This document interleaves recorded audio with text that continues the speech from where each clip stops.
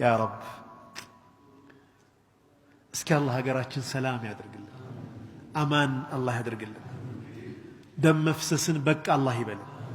የሁላችንንም የግልም የቤተሰብንም ሓጃችን አላህ ያውጣልን።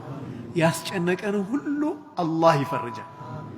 አላህ ስብሓነሁ ወተዓላ የታመሙ ቤተሰቦች ወዳጆቻችንን አላህ ዓፊያ ያልብሳቸው፣ የዓፊያ ቀሚስ ይልበሱ። የሞቱትን አላህ ይማራቸው። የተጨነቀ የተቸገረውን ሁሉ አላህ ይፈርጀው። ያሰብነውን ሁሉ መልካም አድርጎ ያሳካልን። መጥፎን ነገር በሙሉ አላህ ያረቅልን። አላህ መሐባ ይስጠን፣ አንድነት ይስጠን፣ ቀልብ ለቀልብ አላህ ያገናኘን። አዩሃ ልእኽዋ እንደው ምን አለ በዱንያ ውስጥ ወንድምን ከመውደድ በላይ ያለ? እኽዋ በወንድም ላይ መጥፎ ነገር ከማየትስ የበለጠ ነገር አለ? ክፉ ነገር አላህ ያንሳልን። ይህን ጉሜን አላህ ያንሳልን። መለያየትን አላህ ያንሳልን።